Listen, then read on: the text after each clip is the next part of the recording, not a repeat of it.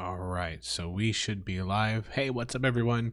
I'm Pedro, the GM and creator of the World Walkers Universe, a series of podcasts that you can find in your local friendly app. And this is a little different than what I usually do because basically, what I want to start doing is I want to get into actual videos, just chit chatting, hanging out with people, and just kind of clearing out some of the basically I just want to get in touch with everybody and hang out. Every now and then I get questions about like how I'm doing or what's going on with me outside of the podcast. And to be honest with you all, sometimes I forget to do that because I'm just used to talking about work and then heading out. And yeah, so let's kind of just jump in. I've got a few topics I'll go over, and then I would like you all to let me know what else you want me to throw out there, talk about, because I want to make these actually interesting. So let's jump in.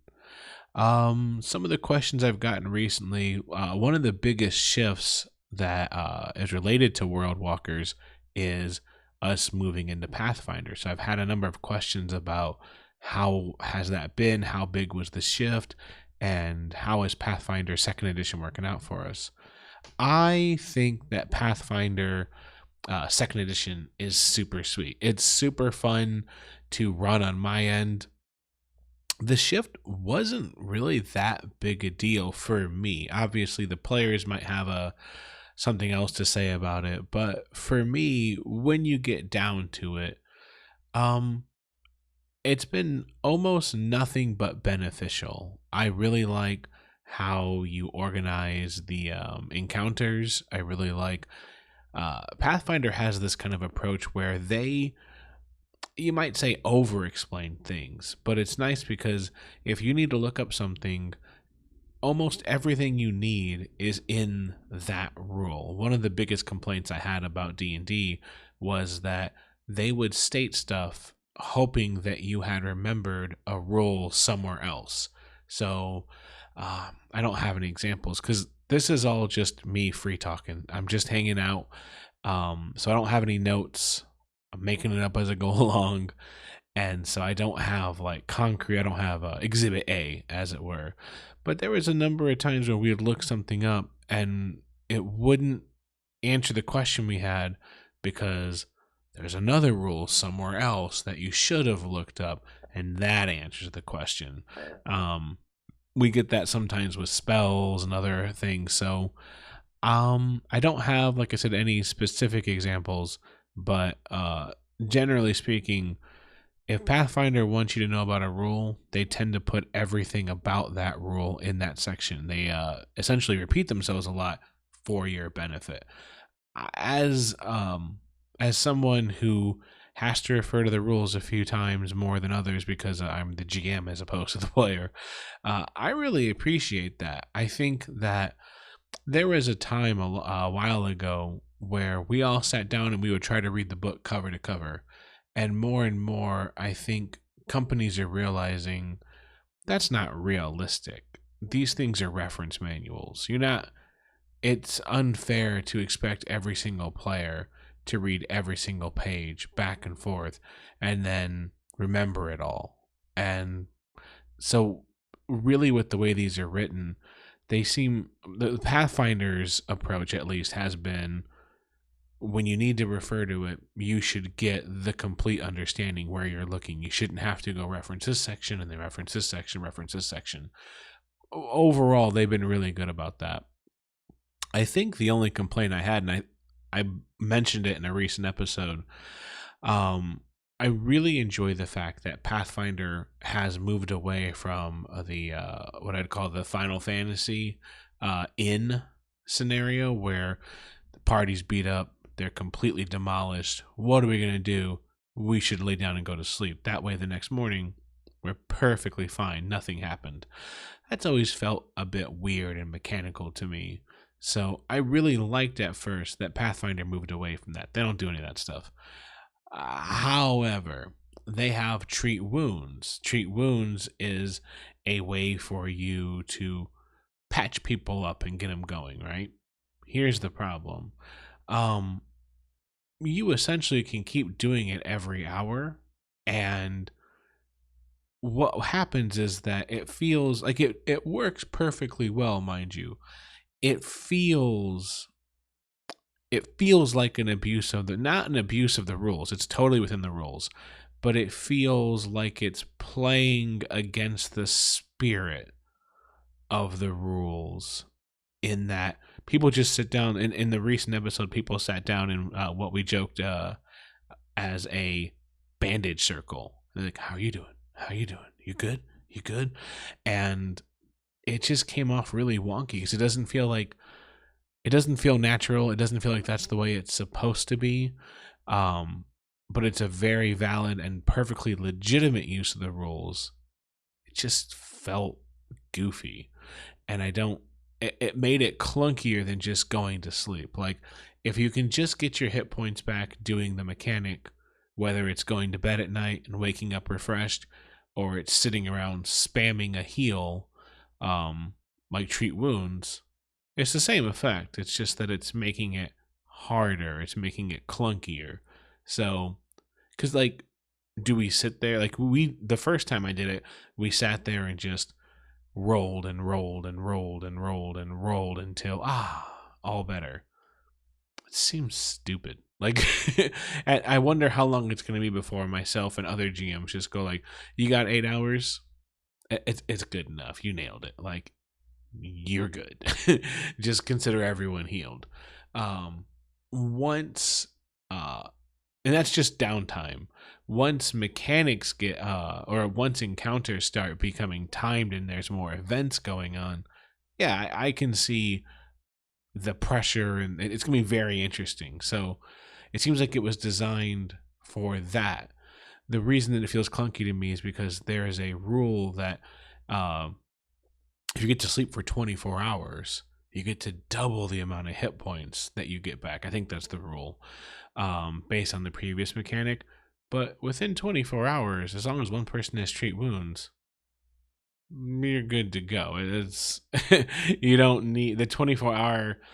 I don't know if I'm explaining it correctly, but the way I want to explain it is they have a rule for sleeping for 24 hours, and then they have the treat wounds rule. And it feels like either the 24-hour rule is dumb because no one's going to do that if they have treat wounds, or it feels like treat wounds is skirting around the point of the 24-hour rest rule, however you want to look at it. So, but overall, Pathfinder has been super great. I really enjoy the monsters they've put together. The bestiary is in some ways for me, one of the best parts of moving to Pathfinder, because all the monsters have such interesting approaches. They kind of, through the mechanics, tell the story of the encounter in the way that you just don't get in D&D, at least 5th edition. So, for instance, the Minotaur in 5th edition is one of my favorite examples. The Minotaur in 5th edition, look it up. They have like a labyrinth ability, which is normal. It means they can't get lost. It'll also have a charging ability. If they're 20 feet away, they can charge, and if they hit, more damage. Cool. Their attacks are just whatever. I don't have the rules in front of me for Minotaur, but last I checked, I believe they have the same kind of ability to essentially not get lost in a maze, Natch. But then they also have things like they can do like a wide sweep and attack multiple people at once. They have several abilities in that vein. And again, I don't have the rules in front of me because, again, I'm just freestyling this. But I remember looking at the Minotaur and feeling like this feels like an encounter that when someone comes up against Minotaurs, they're like, oh my gosh, I know this fight. This is going to be nuts. Or they might be surprised at how much a Minotaur can do, their fighting style. In D&D, they have an ability. It's called headbutt, essentially. I mean, that's not what it's called, but it's fucking charge. Like, don't let the Minotaur scoot back 20 feet and charge at you. It feels like a video game in its simplicity. They step back, their feet start whirling. That's just boring. This is not to say one edition is better than the other. They both have numerous advantages and back and forth. It's just preference. I'm just saying that from a GM standpoint, when I'm putting together the encounters, I've become inspired and excited by the options mechanically that the monsters present to me. A lot of times when I'm looking around, if a monster has interesting abilities in D&D, from my anecdotal experience, it's because they have spells. And then they just have the name of the spell, and you got to look them all up and stuff like that. And when they only have spells to make them interesting, looking up stuff can kind of become tedious. Pathfinder and D&D both do that, but typically, so far in my experience, the monsters in Pathfinder have really interesting abilities, ways to diversify them from each other. Whereas there's a lot of trolls. And believe I could be wrong on this, but I'm pretty sure D&D trolls just have like regeneration, and then they have claw, bite. Like once you get into the attacks, it's kind of the same old. So yeah, I think another thing I've really enjoyed about Pathfinder so far has been the idea that when you're battling, you need to know your math. You need to crunch the numbers completely. What I mean by that is this: you critically hit or critically fail based on how well you rolled. So if you got 10 or above what you needed, if you needed a 15, you got a 25, it's a critical hit. A lot of times when we play D&D, somebody will roll, and if they rolled like a 16, they'll go 16 plus math. The numbers don't matter. If you roll high enough, it's not even worth doing the math because you gain nothing from it. And that in itself is no problem, but sometimes when the battle is dragging on, you can look at that die and go, yeah, I hit. Yeah, I hit. Yeah, I hit. And it kind of creates a pacing. It creates a kind of monotony when it comes to your turn. Obviously, it's the GM's job to keep the battles interesting.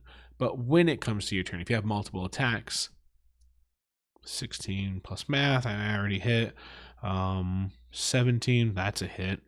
And 14, I gotta add the math on that. Hold on. Like, you see what I'm saying? Like, if you're almost punished for rolling a little lower, because then you're like, fuck, I gotta do the math. Hold on. 14 plus 9, so 9, 10, 11, 12, 13, 23.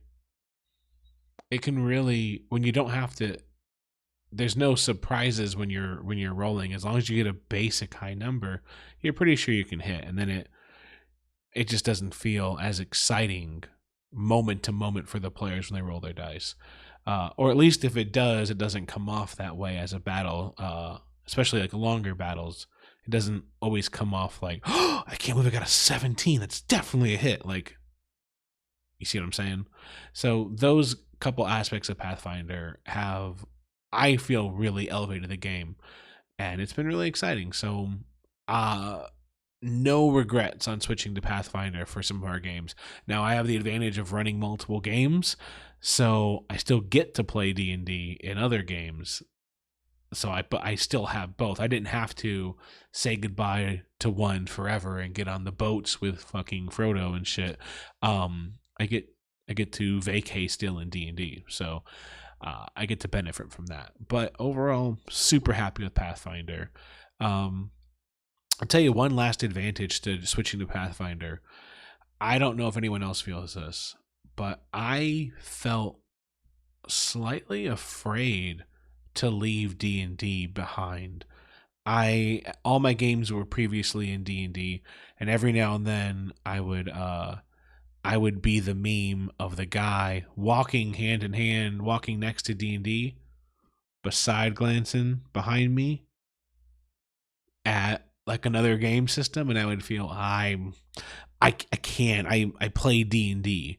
Maybe that's something nobody else goes through, but I feel like that. I felt very locked into. I can't break away from D&D because, but So moving one game into Pathfinder, I felt like, I could probably run other games now. And it's kind of really opened me up to thinking about, I don't know, maybe I will try their game. So I've had a player in one of my games talk about Monster of the Week. What up, Evie? I feel like I could try that out now. I miss, despite the fact that they have previously worked with a shithead, and I will always call him out for it. And I think they publicly disavowed him, but he's also in, last time I checked, this asshole was still listed in one of the books, their newest book. But Savage Worlds, still a great system, still really fun. They still got this dude listed in their special credit section, and it's whatever. But I do really like that system still. That would be really fun to try out.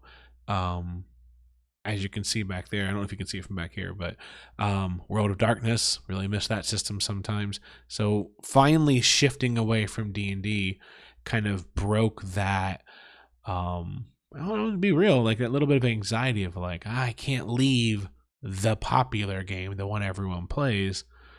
I gotta stick with it. That's the thing. No, I broke away from it for one of the podcasts. So I feel much more relaxed about maybe trying another game sometime. So those are the benefits. As for games, so switching away from tabletop, I gotta say, there's a lot of hype around World of Warcraft Classic WoW, and I jumped on that train. Like, I started playing it pretty recently, and I haven't gotten very far. I had forgotten how much I enjoy. I'm a longtime WoW player. I don't know if you'll be able to see it, but that box back there by Sully, that's the collector's edition for the first ever game, and I played the hell out of it. I was part of my raid group was server first for beating the very first raid dungeon, Molten Core, and I think we were server first for the big raid boss outside of it, Onyxia. I don't remember now, but I loved that game. Had so much fun with it. So I'm back on that, but I haven't gotten very far in Classic. I'm actually having a lot of fun on, I don't know what you want to call it, like mainline WoW, main WoW, current WoW. It's been super, super fun. So I'm thinking about streaming that. If you all want to see me stream games, like let me know, because I've been really thinking about putting myself, like with this video. It's kind of the reason I'm making the video. I want to put myself out there a little more. It's very easy to kind of, like real talk, it's very easy to put out the podcast, and even though you hear me, I get to hide a little bit, and so I want to get out there a little bit more. Uh, and I'm thinking maybe live streaming the video games, as they say on the streets. I'm thinking maybe some streaming might be a good way to get out there. So let me know if that's something you'd want to see. I've been drawing a lot more too, and so I'm thinking about live streaming that as well. I've got a couple ideas that I'm working on, so I'll let you know as it comes up. But I almost was able to stream through my Switch, Link's Awakening. I have that game, but I don't have any of the right equipment. So until I get that set up, no Switch play. What else? I think in terms of game news, that's it. But the last thing I wanted to hit up on is every now and then people, especially lately, have been asking me, like, so like, how are you doing, Pedro? How are things going with you? And sometimes it's a general, like, what up? But also, for those that don't know, I have cancer. I discovered that a little while ago, and I've been fighting it ever since then. And so every now and then, like I dropped the news to everybody, and then I kind of didn't talk about it because I don't know, I just forgot to tell people. And so every now and then somebody asks, "How is it going?" And at first I'm like, "Hey, how's it going with you?" Oh, you mean you want an update? So I can throw that out at you right now. I'm doing pretty well. It's kind of this weird situation where, um, as you can see, my hair is all going gray from the treatment, the cancer medication that I take. So, I don't look like what somebody would expect somebody with cancer to look like, I guess. That's what I'm told. So, sometimes people forget about it and they're like, "Oh yeah, cancer. I forgot." um, so sometimes it kind of trickles down and I forget. Not that I forget I have cancer. I mean, I live with it every day, but I forget to talk about it, and especially I feel bad. I forget to keep you all updated, and I forget that you all want to know. So, treatment's going pretty well. I've been on my cancer medication for over a year now, and um, still taking it. So far everything's good. They're not well, I'll tell you this before I say anything. I'm going in for a CT scan next week, so I don't want to update you all and then deliver different news next week. But next week I'm going in for a CT scan, meet with my oncologist, and so we'll find out. And then I'm gonna be good. I'm gonna start making more of these kinds of videos and reaching out and letting you all know what's going on. Um, but so far so good. It's it's a thing. I can tell you that, like, it's sometimes it's you work so hard on learning to live with it that you can kind of put it out of your life in a certain sense. You don't want to be the guy you worry that you talk about your situation too much and then you just make everyone else's lives about your situation. So, you learn to put it aside. And you've got to, when you go through something like this, you really got to focus on um, the mentality of like you're battling it, you're fighting it, you're going to do everything you can. And that a lot of that comes to keeping the right attitude, making sure that you do everything you can. I really do think a lot of the success I've seen in part comes from the fact that I keep a good attitude. I keep myself upbeat. I keep myself busy. It's one of the reasons I've said before why World Walkers is so important to me and why you all help me so much is because, like, I get to focus so much of my time and energy on World Walkers. And so, I'm not sitting there all the time. They told me when I first was when I was first told about cancer and everything, they told me like you've got to find something to keep you busy. You can't just sit around and think about it. Attitude and your own thought process on yourself, you know what I mean? It's really important. You have to keep essentially like a positive attitude about this. If you sit and think about it all the time, it's really going to take a toll on you. So I'm very, very lucky to have all of you and to have World Walkers because that's kind of my therapy in a way. Um, but things are going really well. You don't want to get uh you don't want to start phoning it in and going like, I don't need this. Happens a lot with medications. People are taking medications and then they go, I don't even think I need this anymore. They stop taking the medications. It gets worse. Can't do that. So I keep myself aware. I understand what's going on, but yeah, I spend a lot of time trying not to talk about it so much to everyone that I forget to keep you all updated. So that's the update. I'm doing really well. I'm doing as well as can be expected. There's no immediate concerns, and um, yeah, I'm just still living with it, but I'm very, very optimistic, and things are going great. Some of that is from all of you. So thank you. I say thank you at the end of every podcast to the patrons, and you know, I really do mean it. It's not just a cookie cutter drop. I actually do really thank all of you for everything that's going on. Um, so so far so good. Things are going well. I'm gonna get my CT scan next week, and yeah, other than that, Willow's in school. That's been a huge change for those of you that don't know. My daughter Willow started kindergarten, so like my whole experience at home has changed because because of all of you listening and supporting the podcast or however you interact with it.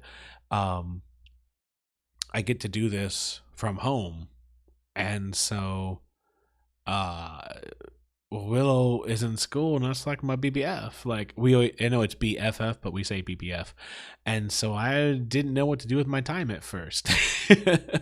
That's why you don't see her running around because she's in school. She's doing really well. Um, she's in a really good school, and she's got lots of friends. And it was a weird shift at first, but it's going good now. Um, so I've had a lot of time to work on stuff and try to figure out what I want to do, how to move World Walkers forward, what's the best I can do for like us, but for all of you. And so, yeah, I'm working on some stuff, and I don't know, it's been really good. I'm really excited, although I do miss hanging out with her all day. What else? That might be it. I think the note I want to end on, I'm gonna try to put stuff like this into the videos because there's a lot of terrible things going on in the world. And I think it's important to stay informed and to focus and do whatever you can about it. But I also think it's just as important to sometimes have a chance to breathe and to be able to focus on yourself. And so something I wanted to throw out there, and it's that I really think that we see a lot of craziness in the world. We see a lot of crazy stuff out there. Um, and I think like one of the ways that I keep sort of sane and optimistic is I really listen to a lot of music, and not I don't focus on really depressing music. I focus on music that gets me energized and like I don't want to say righteous, but a little bit like pumped up and stuff like that. And I think that it's good every now and then to um, turn off all of the craziness in the world. I recently actually had to remove Twitter from my phone. I still have Twitter. I'm still on Twitter, but I was spending so much time just opening up Twitter anytime I had a free moment to kill and just drowning in everything. And I think ever since removing it off my phone,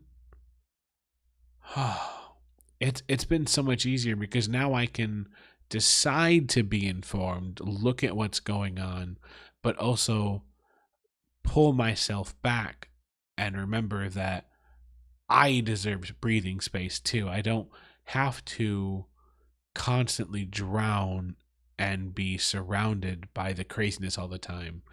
And so that would be my tip to everyone is like it's okay to unplug for a second, take a moment for yourself because you're going to be that much better in anything you do. Like if you're getting involved in stuff or you're keeping yourself informed, you will last a lot longer if you take a second for yourself and then get back into the fight, then get back into learning about what's going on.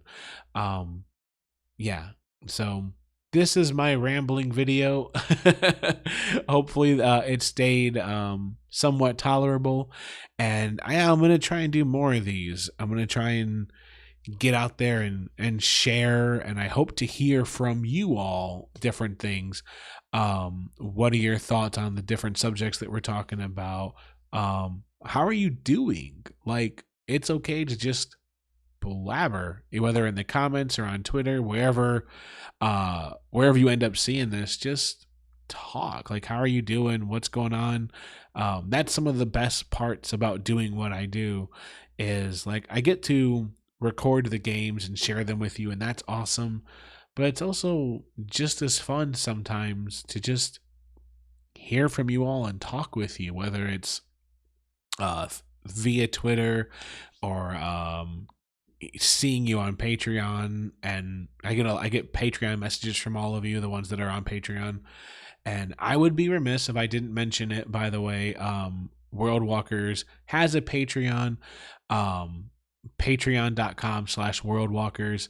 I always say, like, I would do this stuff for free. Like, I'm always gonna do this stuff, but membership through World Walkers, support through through Patreon. I think they want us to say membership. It feels weird. It's join us and all that stuff, but also, like, it's support. Like, you guys are making this possible for me. So I don't know. Like, Patreon makes it a lot more available. Like, I'd always want to do this kind of stuff, but Patreon is what allows World Walkers to be what it is today. So without that kind of like support, I would do podcast as I can. It'd be a lot more sparse. So thank you everyone who's a member of Patreon, and thank all of you for listening. It has, like I said before, it's had an actual